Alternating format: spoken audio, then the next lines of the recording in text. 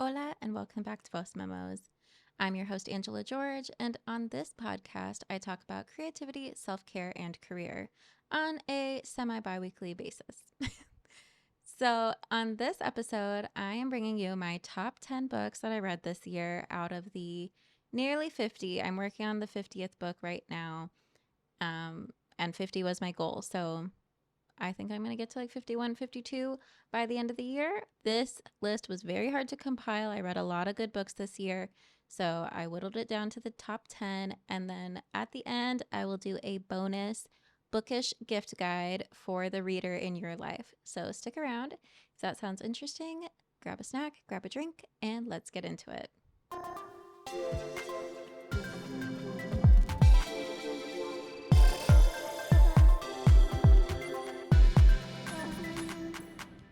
All right, I'm recording this on Spotify Wrapped Day, so happy Spotify Wrapped if for those who celebrate. For me, it was making me think of my book Wrapped, which is why I wanted to record this episode. And I mean, I'm very much looking forward to whatever Fable comes up with for their booked Wrapped this year. Last year, there was a bit of a scandal with the whole AI generated recommendations that were kind of racist. So luckily, hopefully, they will not do anything AI this year because readers don't want AI. I don't know why they didn't think of that to begin with. But anyway, so top 10, my methodology for choosing these was I wanted to represent multiple genres. So, I mean, there might be other books in other genres that I thought were better than these, but for the sake of having a lot of different genres, I have whittled it down to like my top 2 or 3 in each of the genres. Not all genres are represented here. I have historical fiction, memoir, nonfiction, speculative fiction, and international. Why did I choose these categories? This is just mostly what I read, honestly. Like a few years ago, probably none of these genres would really be on my list. I used to pretty much exclusively read romance, but now I've really branched out and I read across a lot of genres, and I think that's great. I love that I can bring this type of breadth to my reading, and I would really encourage you, if you're kind of stuck in your genres, like read something in a different genre. It will really inspire and invigorate you. So I guess let's get into it, right? And this is in no order, okay? I don't know what my top number 1 book was from this year. These are just a select few. And I should confirm there's actually 10 on this list. 1, 2, 3, 4, 5, 6, 7, 8, 9, 10, 11, 12. Okay, we have 12. I think I couldn't whittle it down to 10. So, sorry. It is my top 12 books of the year. And honestly, like when I'm looking at this list, I really can't choose any of these to like kick off the list. So, top 10 secretly 12 books that I read this year, starting with historical fiction. Tea-Girl of Hummingbird Lane by Lisa C. I'm sure I've talked about it on the podcast. This is our book club reads Lisa C every year for Women's History Month in March. She does amazing books about cross-generational relationships, usually in Asia, and they are historical fiction. And there's always something with like a mother and a daughter or female friendship. The themes are beautiful. The writing is amazing. You will cry. So if you haven't read anything by Lisa C., definitely check out Tea-Girl of Hummingbird Lane. And I'm pretty sure she's coming out with a new book in 2026. So that's going straight on my TBR as soon as I know what it is. Next up, I have The Rose Code by Kate Quinn. And this one is about like the code breakers from World War II, the Enigma machines and all that. And I don't know, for some reason, I just had some really vivid pictures in my mind of the characters in this book. And normally I'm the type of reader where if you ask me like what does the character look like, it's just blank. I I don't really imagine the characters that well. I don't think of a celebrity or anything, but for this one, I just had a lot of different people in mind. The descriptions were great. There was a little smidge of romance, but there were also just so many themes about what it was like to be a working woman during that time, and also just being a smart woman and always having to like defend yourself for being in the room. So the Rose Code, I really liked it. And then another amazing historical fiction book that I read this year, Pope Joan by Donna Woolfolk Cross. And I definitely talked about this on the podcast before. My friend and I went on a whole quest to source the movie that was based on this book because it was like a German film that never was released internationally, even though it was in English. Like, I fully expected that we would source this DVD. I had to ship it internationally and it would be in German. And I was just crossing my fingers that it was going to be dubbed in English. But it was in English. So I don't know why it was so hard to find this movie. We found it. The movie was great, but it just not quite as good as the book. That's a well-known trope that the book is always better than the movie. But either way, Pope Joan, it's about the myth of a female pope. And yeah, I'm sure you'll see a trend here. At first, I had some of these categorized in like a feminist category, but it ends up just being the nature of what I read usually has some kind of feminist lens. So if you're into that, this is a great list to start with. Next up here, the category of memoirs. This is one of my more recent ones that I read, Unseen by Molly Burke. And she is a YouTuber, a blind YouTuber. I've been following her for, I mean, I would say a long time, like probably at least 5 years, maybe even more than that. And I am not like a religious watcher of her videos, but probably like once a month or so, like I'll tune in. But I just had no idea how tough her story was. And I mean, you just see her bubbly self like on YouTube and she's like trying out the new thing, reacting to a video. Like she's being like any other YouTuber, but behind the scenes life was really hard for her. It's still really hard for her. I mean, she's talked about even in the publishing of this book how many hurdles she had to cross. So I would highly recommend it if you don't know a blind person in real life, or even if you do. This book would really give you some additional insight. And if you can listen to the audiobook, she narrates it. So I love that even more. And I did listen to the audiobook. And then another audiobook that I listened to that was narrated by the author, 107 Days by Kamala Harris. Oh my God. You think you know what's happening with these people because you see them in the news all the time.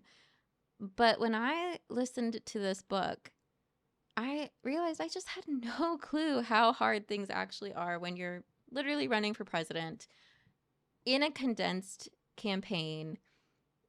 I think this book is an amazing, like, just way to empathize with these people. Like, at the end of the day, politicians are people too. And I'm not trying to stan any politician. I think there is a lot of issues with most of them. But this was really humanizing for me to like just hear Kamala's story, her perspective, and just like how draining it would be. Like not being able to sleep in her own bed for like months.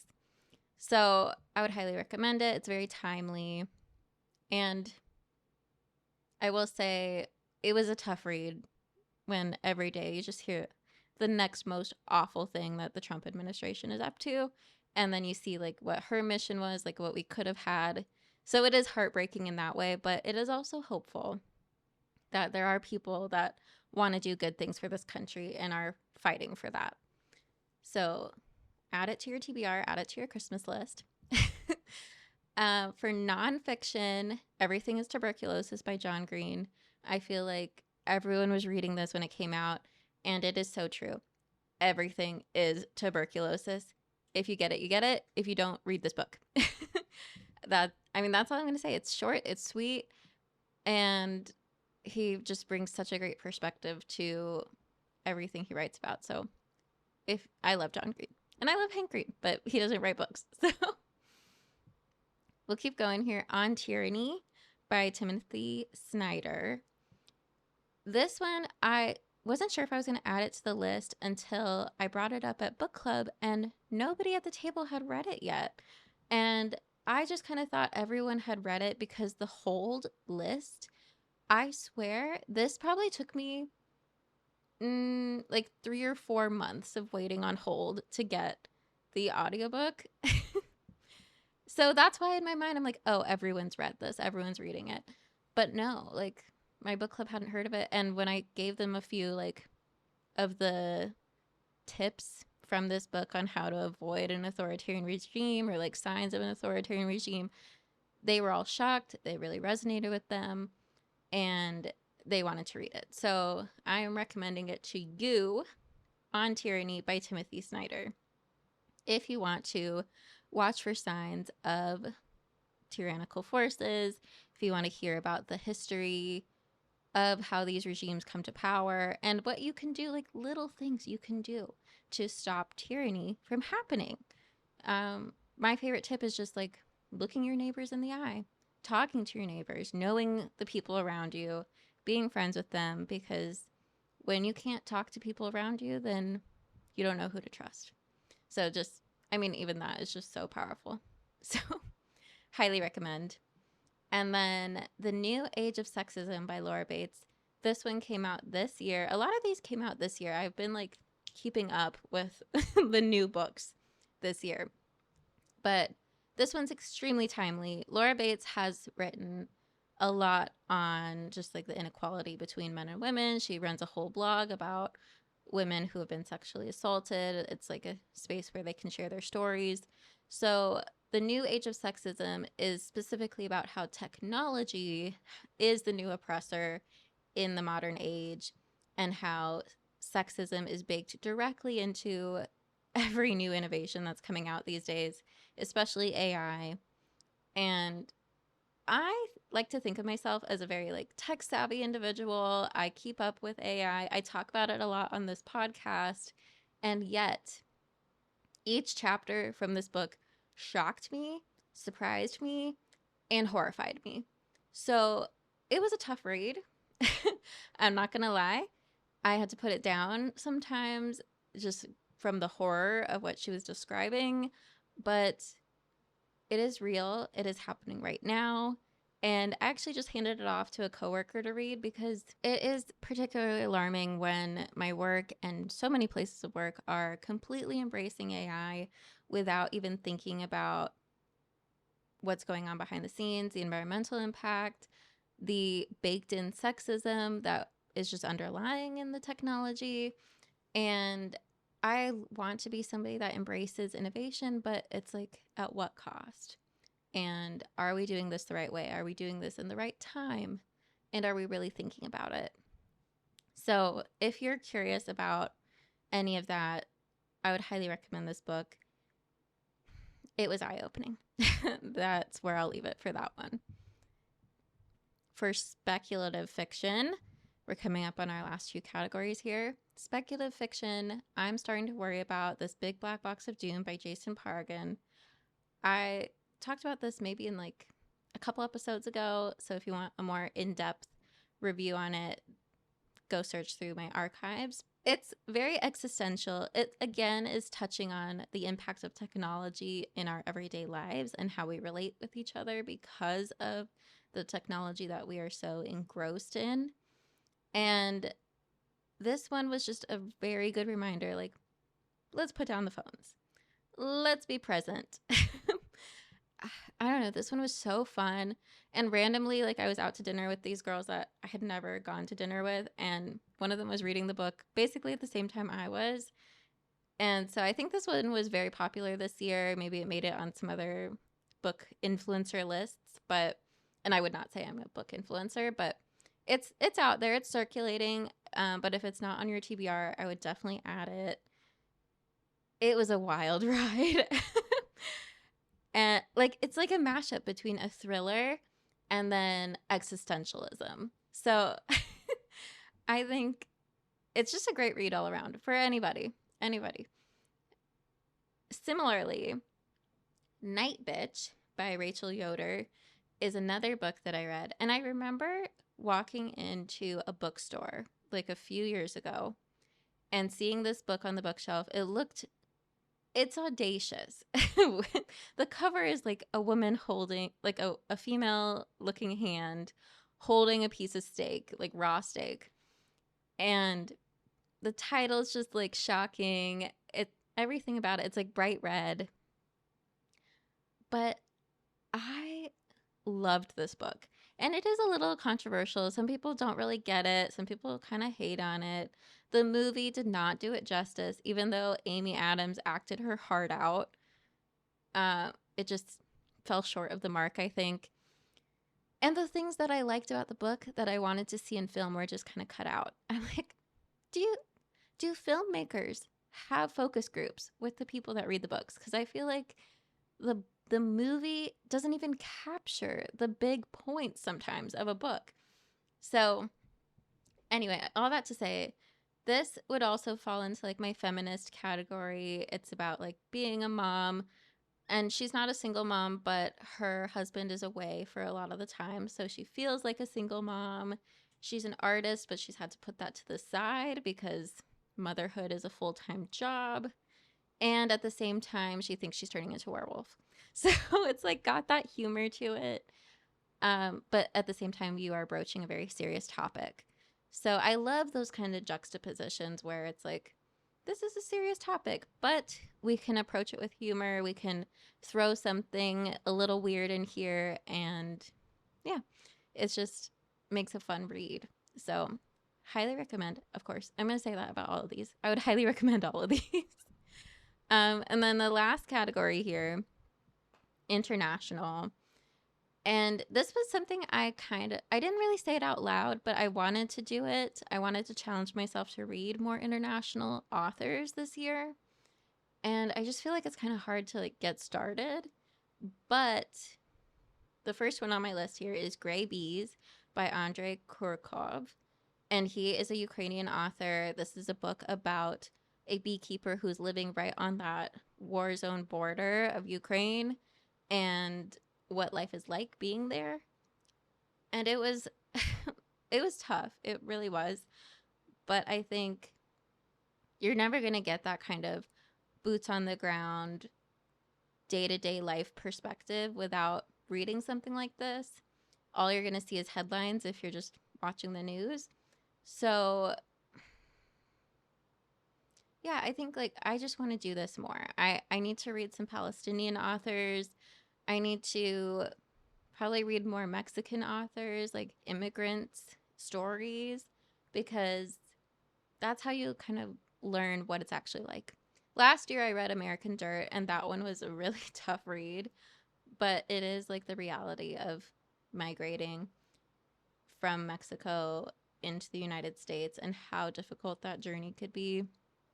And this one kind of gave that similar insight, like what life is really like living in a war zone. So I don't know. I'm leaving this on kind of a serious note. But the last book on the list here is A Magical Girl Retires by Park Seol-yeon. And this one is very short.